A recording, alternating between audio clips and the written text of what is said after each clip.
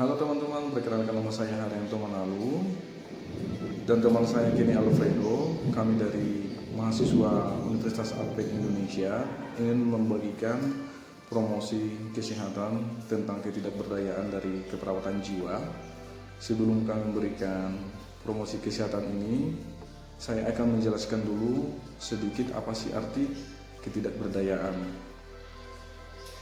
Di sini dikatakan menurut Nanda 2014, ketidakberdayaan adalah suatu tindakan menurut persepsi klien tidak akan memberikan makna keadaan kurang dapat mengendalikan diri atas kondisi tertentu dan situasi yang sedang dijalani. Nanda 2014. Ketidakberdayaan juga ialah kondisi ketika individual atau kelompok merasakan kontrol personal yang kurang terhadap kejadian dan situasi tertentu yang dapat mempengaruhi tujuan hidupnya. Ini menurut Carpenito 2009. Oke teman-teman, di sini ada faktor predisposisi dan prestisipasi. Yang pertama, biologis. Di sini dikatakan secara biologis adanya perubahan status kesehatan yang menandakan atau kondisi fisik yang menyebabkan ancaman terhadap integritas diri,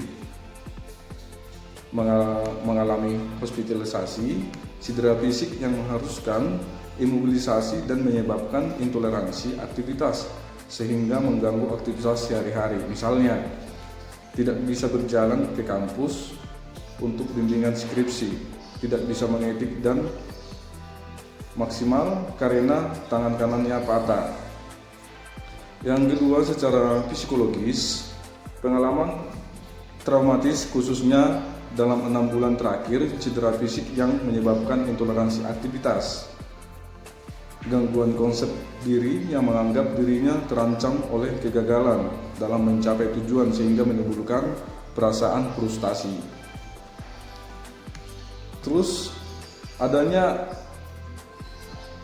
ancaman terhadap konsep diri atau harga diri dan perubahan peran, mengalami stres psikologis akibat tidak mampu mengontrol stimulus yang ada, kemampuan melakukan komunikasi verbal, berinteraksi dengan orang lain, self control rendah, ketidakmampuan melakukan kontrol diri ketika mengalami kegagalan. Jadi di sini juga ada dari sosial budaya, maksudnya pembatasan aktivitas oleh tim medis atau keluarga akibat penyakit trauma yang diderita. Peran sosial, kurang mampu menjalankan perannya atau berpartisipasi di lingkungan tempat tinggal atau kesulitan membina hubungan interpersonal dalam orang lain. Jadi untuk yang terakhirnya, agama dan keyakinan, contohnya kurangnya rasa percaya atas hal positif dari hikmah kejadian yang diberikan oleh Tuhan. Di sini juga ada tanda dan gejalanya. Ketidakmampuan mengatasi masalah akan mengakibatkan individu stres yang dimulai dengan perubahan respon otak. Stres membuat korteks cerebri mengirimkan sinyal menuju hipotalamus, ditangkap oleh sistem bilik, di mana salah satunya amigdala yang bertanggung jawab terhadap status emosional individual. Akibat pengaktifan sistem hipotalamus dan menyebabkan kerusakan pada hipotalamus yang membuat seseorang kehilangan mood atau motivasi sehingga kurang aktivitas dalam dan malas melakukan sesuatu. Ini menjadi faktor atau tanda dan gejalanya. Menyatakan frustasi atau tidak mampu melakukan aktivitas sebelumnya, contohnya subjektif. Yang pertama merasa diasingkan. Yang kedua menyatakan keraguan tentang kinerja peran. Yang ketiga menyatakan kurang kontrol, menyatakan rasa malu, merasa tertekan. Di sini juga ada objektifnya. Di sini objektifnya dikatakan tidak berpartisipasi dalam perawatan, pengasingan, gagal mempertahankan ide atau pendapat yang berkaitan dengan orang lain, apatis, pasif, ekspresi muka murung, bicara dan gerakan lambat. Di sini juga ada pohon masalah yang menjadi masalah dari ketidakberdayaan ini. Yang pertama ansietas, yang kedua ketidakberdayaan, terus masuk ke efeknya harga diri rendah. Oke, dari data yang perlu dikaji dalam ketidakberdayaan ini adalah yang kita lihat subjektifnya dulu. Di sini subjektifnya mengatakan secara verbal ketidakmampuan mengendalikan atau mempengaruhi situasi. Yang kedua mengatakan tidak dapat menghasilkan sesuatu. Yang ketiga mengatakan ketidakmampuan dalam perawatan diri. Terus objektifnya, yang menjadi objektifnya tidak mampu berpartisipasi dalam pengambilan keputusan saat kesempatan yang diberikan.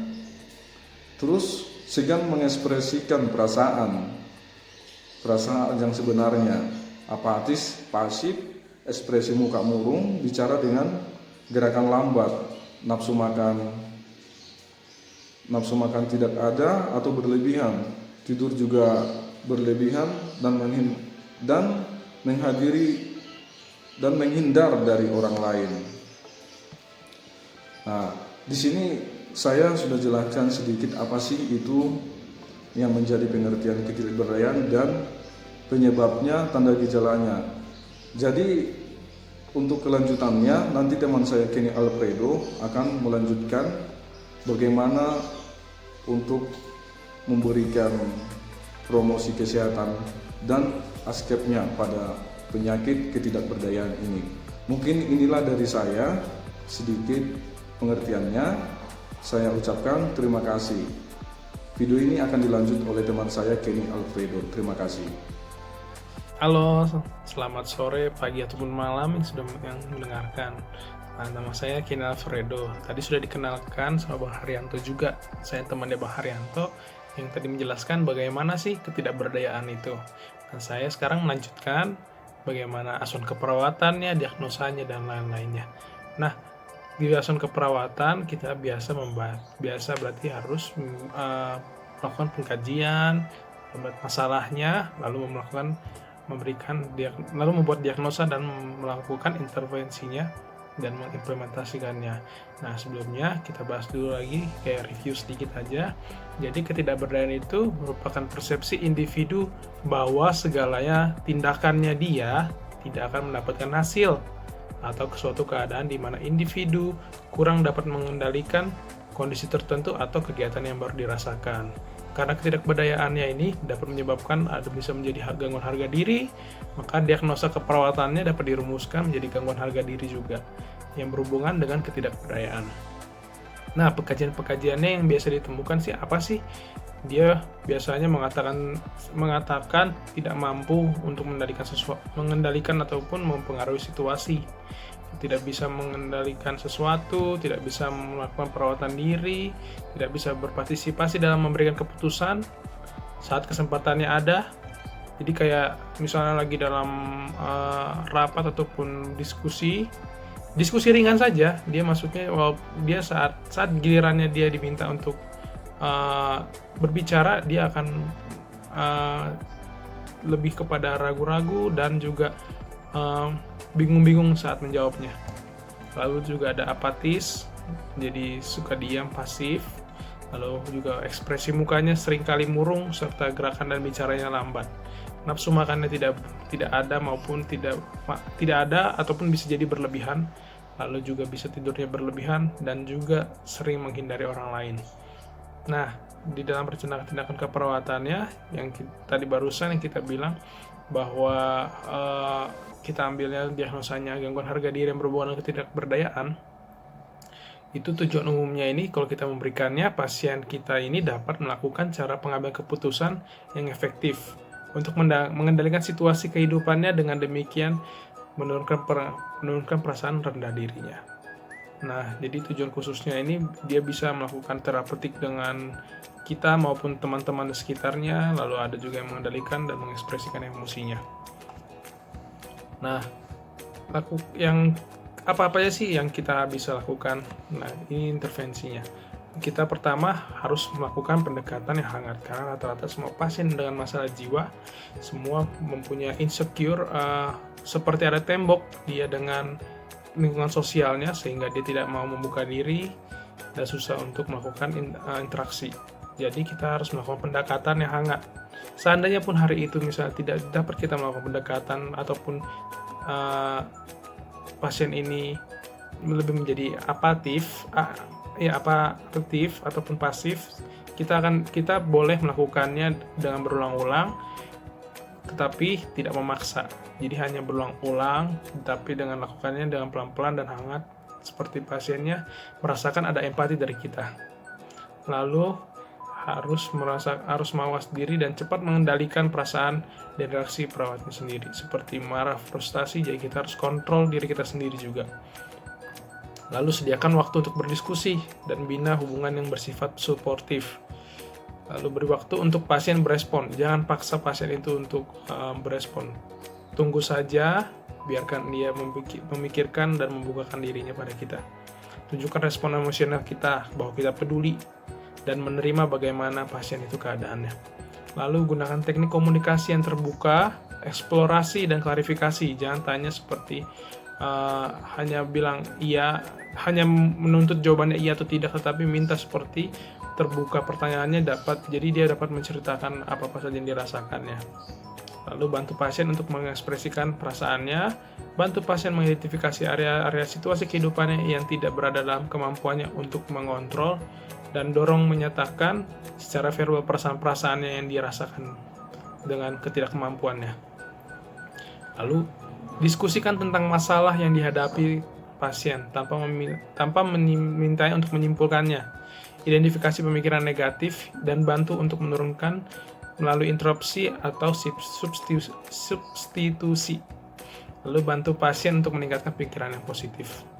Identifikasi persepsi pasien yang tidak tepat, penyimpangan, dan pendapatan yang tidak rasional. Kurangi penilaian yang negatif terhadap dirinya. Lalu bisa juga pasien dapat berpartisipasi dalam pengambilan keputusan yang berkenan dengan perawatannya sendiri. Jadi kayak misalnya pasien ini kita bilang bagaimana, apakah mau seperti mencuci badannya sendiri, mandi sendiri, sikat gigi sendiri, sehingga dia mulai mempunyai kepercayaan pada hal-hal kecil terlebih dahulu. Lalu dukung pasien untuk menetapkan tujuan-tujuan perawatan yang ingin dicapai.